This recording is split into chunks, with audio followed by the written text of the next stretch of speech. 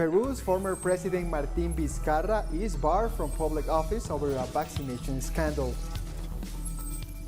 The body of Malian rebel leader Sidi Ibrahim ould Sidati arrives in Timbuktu.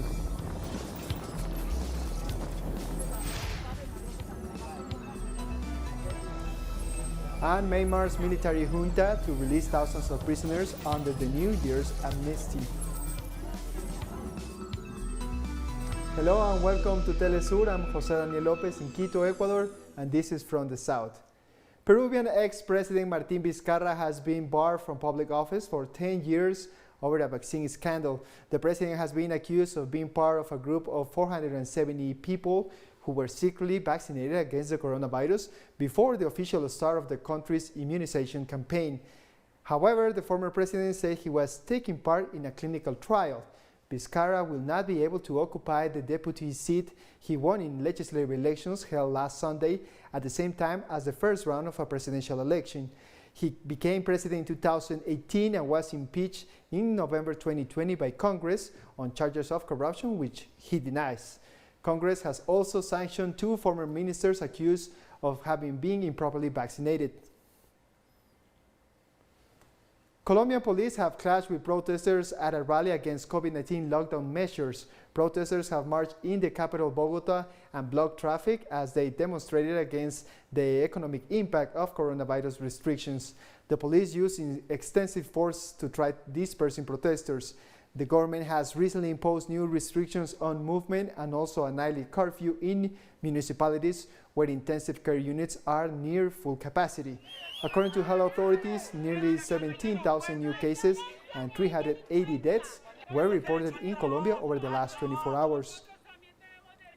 The disease is very terrible. We aren't denying that. I lived it. Last year I was in bed for 15 days because of the coronavirus. But I'll tell you what's stronger than the disease, the economic crisis. Because if you're hungry, you cannot live. In other news, Raúl Castro has resigned as the head of the Communist Party of Cuba. The decision was announced during the 8th Congress of the Communist Party of Cuba, and the 89-year-old former ruler said he is handing over the leadership to a younger generation full of passion and anti-imperialist spirit. His successor will be voted in at the end of a 4-day Congress. The move ends the era of former leadership by him and his brother, Fidel Castro, which began with the 1959 revolution. Although Castro has not endorsed a successor, it is widely believed the party leadership will pass to Miguel Díaz-Canel, who took over as the island president in 2018. Under the slogan, the Congress of Continuity, this year's Congress is expected to focus on unfinished reforms to overhaul state-run enterprises, attract foreign investment, and provide more legal protection to private business activities.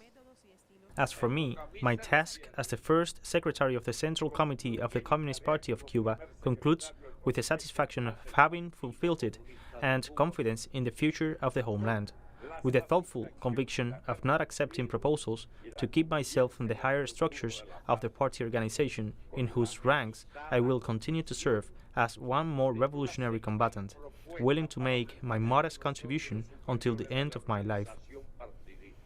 And Cubans reacted to the news that Raúl Castro was stepping down from leading the Communist Party of Cuba. Raúl is not going to be at the head of the party, but in case of any problem, Raúl is there. Raúl has not died, he is alive. There is also the example of Fidel. Raúl Castro will be the last to occupy that position, but hey, there is the replacement, Miguel Díaz-Canel. Thankfully he's educated, trained, and I think our country will get ahead under him. La Soufrière volcano continues erupting on the Caribbean island of St. Vincent. After about 40 hours of low-key seismic activity, the volcano continues with near-constant swarm of long-period and hybrid earthquakes. The island nation's Seismic Research Service stated that the first successful measurements of sulfur dioxide flux at La Soufrière were undertaken along the west coast. The results show that there is an average sulfur dioxide flux of 809 tons per day. Current seismic activity may indicate the growth of lava bolt, but that hasn't been confirmed yet. Explosions with ashfall could restart in the future, impacting St. Vincent and neighboring islands. Government leaders of the Caribbean community met in a special emergency session on Thursday to discuss the situation in St. Vincent. CARICOM leaders committed to continue providing extensive support to the country devastated by the volcano eruption. St. Vincent and the Grenadines Prime Minister Ralph Gonsalves said that more than 16,000 people have been so far evacuated from the disaster area. Nicaragua has started the second phase of its vaccination plan against COVID-19, in which people over 60 years of age will be immunized with the Covishield vaccine. I was worried because I thought I was going to pay for the vaccine, but thanks God it's free. You don't pay a single peso. So, people are going to get vaccinated so that they are protected like me. I feel better, protected, so I don't get too much of that COVID. The vaccine produced by the Chinese Sinovac biopharmaceutical company has proven to be effective in Chile. According to the Health Ministry report, China's Sinovac vaccine was 67% effective in preventing symptomatic COVID-19, 85% effective in preventing hospitalizations, and 80% effective in preventing death. The study examined Sinovac's effectiveness among 10.5 million citizens, looking both at people who had been vaccinated and those who had not. 7.6 million Chilean residents have received at least one dose of either the Sinovac or Pfizer vaccine so far. However, infection rates in Chile remain high, with more than 7,500 cases and 157 deaths registered in the last 24 hours. Bolivian Foreign Minister Rogelio Maita has said that the country expects a shortage of vaccines against COVID-19 for the next 3 or 4 months, as the global supply chain is limited. We propose the release of patents, and it is not that we want them to give them to us for free. We want to pay. The problem is that there are none to buy. If companies want to make money, okay, make money. It is rational. We will see about compensation mechanisms as they wish. The problem is that in this madness of privileging intellectual law, it is putting us all in check, and it is a very serious risk. And we'll take a short break now. Don't go away.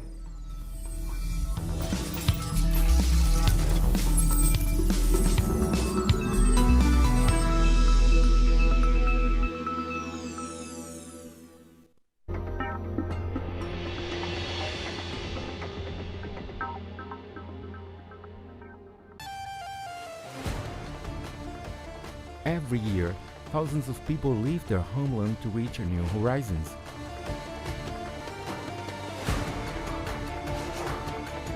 A reality of those people who struggle for their freedom. Know the diverse causes of those who live between borders. Thursdays, only on teleSUR. Innovation, science, the technological breakthrough and its influence in society. Viajeros del saber, el futuro está aquí. Atomum. Monday, only on teleSUR. Hola, ¿qué tal? Sean todos muy bienvenidos a Vidas.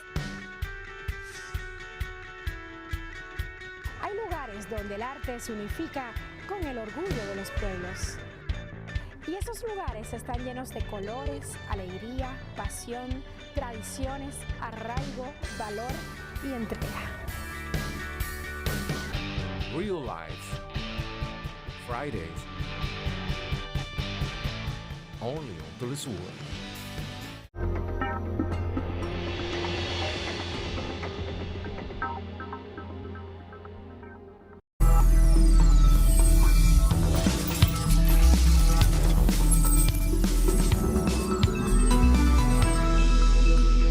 Welcome back. The body of Mali rebel leader Sidi Ibrahim Ould Sidati, who was shot dead Tuesday by unknown assailants in the capital Bamako, has been flown to Timbuktu for burial. His body will be transferred to Bern in central Mali for his funeral. Ould Sidati was a signatory to a crucial 2015 peace accord and the rotating president of the Coordination of Aswad Movements, a mostly ethnic Tuareg alliance that rose up against the central government in 2012. His killing comes as Mali remains in turmoil with transitional authorities running the administration after a junta overthrew a civilian government last August. My first wish is that the Arab community can remain united to face new challenges, because new challenges are to arise of challenges, but also new challenges that we must face together with Mali. Zimbabwe's government has released thousands of prisoners under a presidential amnesty to reduce the spread of COVID-19 in the country's overcrowded jails.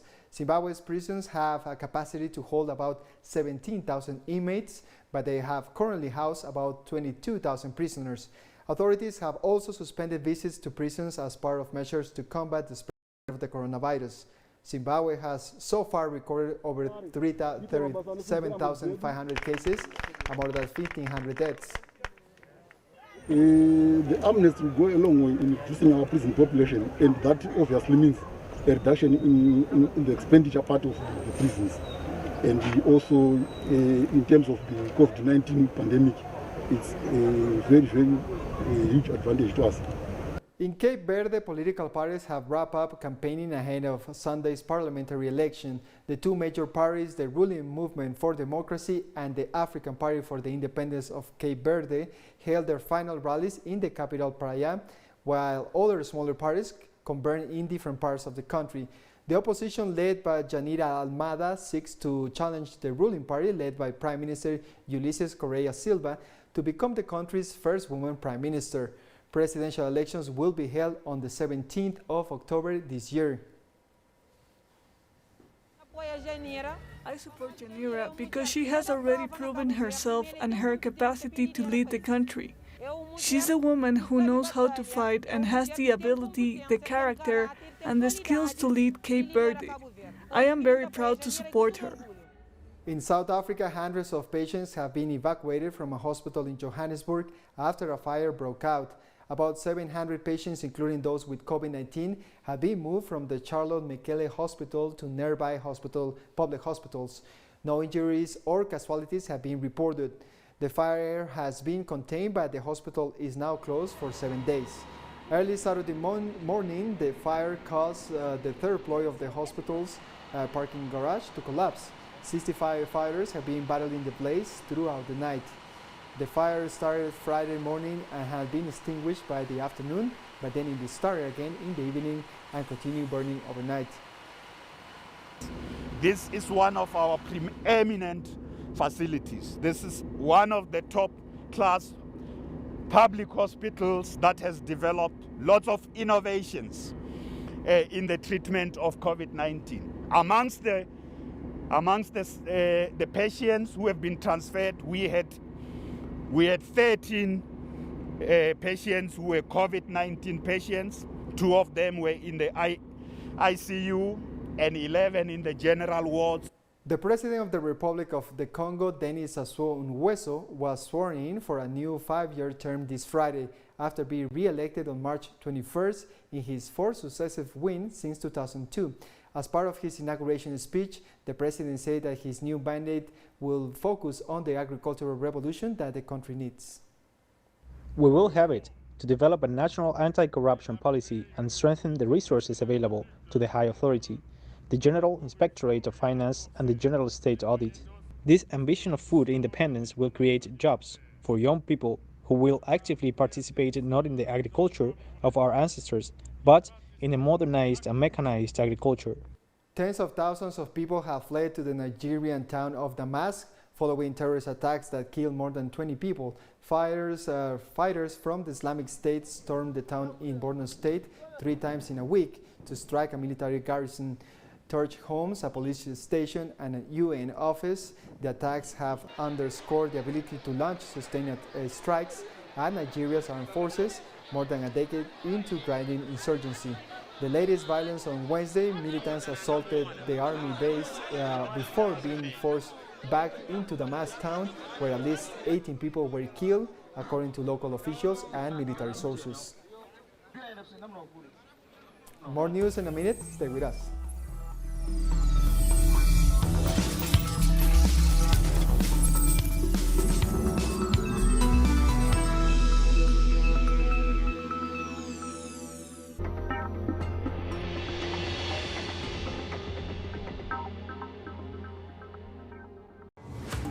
En un mundo en constante movimiento, todos los días se generan nuevos sucesos y es necesario conocerlos. Nos preguntamos, ¿qué hay detrás de cada acontecimiento? ¿Cuáles son las consecuencias y cómo nos afectan?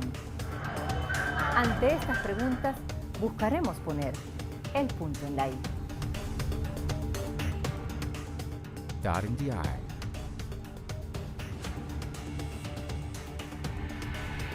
Saturday, only on teleSUR. Una travesía para descubrirnos.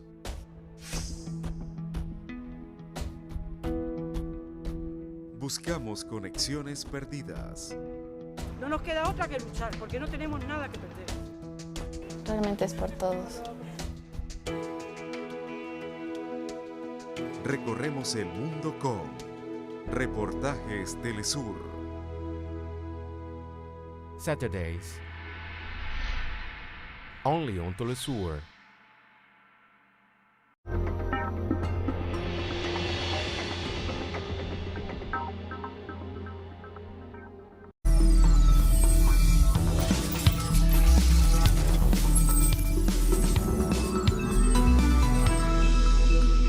Welcome back. Myanmar's military junta is planning to release more than 23,000 prisoners nationwide, even as the military continues to detain anti-coup protesters. Myanmar typically grants an annual amnesty to thousands of prisoners to mark its traditional Buddhist New Year holiday. It remains unclear whether anti-junta protesters or journalists jailed covering the coup will be among those freed. However, the junta has also been issuing nightly arrest warrants on state-run media, targeting celebrities, influencers, journalists, and activists. By Friday night, they totaled 380, including some 80 doctors, from attempting to deteriorate peace and stability. We are free now, so we have to think about what should we do, how we should do it, and what should be done now. Many of my comrades and heroes have died from the crackdown, and some of them are behind bars at the moment. We were released after we had been in prison for a quarter of our sentences, with a condition that we must not repeat the same crime, which is to criticize the military again. Iran says home progress can be made in talks bringing the United States back into the 2015 nuclear deal. Iran's top nuclear negotiators said in Vienna that parties can already start working on a joint draft text. Iran has been negotiating with the 5 countries that remain in the agreement: France, Germany, Britain, Russia, and China in Vienna over the past 2 weeks. Diplomats are now taking part in expert-level groups to discuss sanctions, lifting, and nuclear issues until the end of next week. It seems that a new understanding between parties is being formed, and all parties share the same ultimate goal now. The path to be taken is now better known as well. We think that maybe the talks have reached a state where parties can begin working on a mutual draft text. The writing of the text can begin at least in the areas that mutual agreement exists. Libya has launched its COVID-19 vaccination program for the general population. The campaign kicked off in the capital Tripoli, starting with the elderly and the health care workers. The vaccines are going to be rolled out for the rest of the country in the coming days. Those over 70 will get the AstraZeneca jab, while the Russian Sputnik V vaccines will be administered to medical personnel and those aged 50 to 60. Libya has so far received 400,000 doses, including 200,000 Sputnik V shots, 57,000 AstraZeneca jabs, and 150,000 from Turkey to be China's Sinovac. The North African country has been registering nearly 1,000 cases per day in recent weeks, while the total tally stands to over 171,000 cases and nearly 2,900 deaths. Today is the official launch of the national vaccination campaign against COVID-19 in Libya, and more specifically in Tripoli, the capital of Libya. The Russian vaccine, Sputnik V, is available for people under 60 years old. The British vaccine, AstraZeneca, is available for people over 60 years old, as well as the Chinese vaccine, Sinovac. All the vaccines are distributed in a special way, targeting different age groups. India's government has imposed a weekend curfew in the capital, New Delhi, to fight against the spread of COVID-19. Authorities have announced stay-at-home orders for the weekend, though essential workers are able to move around if they have a pass from local officials. Restaurants, shopping centers, gyms, and spas were ordered to close from 10 p.m. local time on Friday until 5 a.m. on Monday. The move comes after similar measures were imposed in the worst-hit state of Maharashtra, home of the financial capital Mumbai, while dozens of other towns and cities have imposed nighttime curfews. Health authorities on Friday reported more than 200,000 daily new cases across India. On Friday, Russian Foreign Minister Sergei Lavrov announced the expulsion of 10 United States diplomats and sanctions against 8 U.S. officials in response to new sanctions imposed on the country by the Biden administration on Thursday. We will respond to this measure in a tit-for-tat manner. We will ask 10 U.S. diplomats in Russia to leave the country. On Thursday, U.S. Ambassador to Moscow, John Sullivan, was summoned to the Russian Foreign Ministry to be briefed after the U.S. announced new sanctions and the expulsion of 10 Russian diplomats in retaliation for what was described as an electoral interference and other hostile activities. Russia has denied the accusations. The new wave of sanctions came amidst escalating tensions in recent weeks, with Ukraine reinforcing its military presence on its borders with Russia, as well as reports of deployment of 2 United States warships to the Black Sea, a move which was later cancelled. Japanese Prime Minister Yoshihide Suga arrived at the White House on Friday to become the first foreign leader to hold face-to-face talks with U.S. President Joe Biden since taking office. The coronavirus pandemic, climate change, the Tokyo Olympics, and the situation in Taiwan were discussed in the talks. The Biden administration continues to turn its foreign policies priorities towards the Indo-Pacific and U.S. allies there in order to continue the political pressure on China. Biden and Suga were also set to announce a $2 billion Japanese investment in 5G telecommunications to counter the growing technological boost of China's Huawei technologies. China's Foreign Ministry spokesperson, Zhao Lijiang, warned Washington and Tokyo to avoid words and actions that interfere in China's internal affairs and harms the country's interests. China has called out the Japanese ambassador in Beijing in protest against the decision to dump contaminated water from the Fukushima nuclear power plant into the Pacific Ocean. Assistant Foreign Minister Guo Xianghao reported Friday that China urged Japan to cancel the undertaking. Instead of taking unilateral decisions, Japan should establish a joint working group with the framework of international institutions, including Chinese experts, the minister added. The Chinese economy grew by 18.3% in the first quarter of 2021 compared to a year earlier, representing the biggest jump in gross domestic product since the country started keeping quarterly records in 1992. The record growth reported on Friday by the National Bureau of Statistics represent a remarkable turnaround from the first quarter of 2020, when the economy shrank by 6.8% in the first quarter due to nationwide lockdowns at the peak of China's COVID-19 outbreak. According to the report, the sectors that recorded the highest growth were manufacturing, mining and utilities, and retail sales. China's recovery has also been powered by big infrastructure with construction projects from highways and railroads providing jobs, while property sales have also helped strengthen the economic activity. Generally speaking, the national economy in the first quarter presented continued momentum and stable recovery. We must be aware that the COVID-19 epidemic is still spreading globally, and the international landscape is complicated. With high uncertainties and instabilities, the foundation for domestic economic recovery is yet to be consolidated, and the long-standing structural problems remain prominent, with new situations and issues arising. And with this story, we come to the end of this news brief. You can find this and many other stories in our website at telesurenglish.net. And don't forget to join us on social media, Facebook, Twitter, and Instagram. For TeleSUR English, I'm Jose Daniel Lopez. Thank you for watching.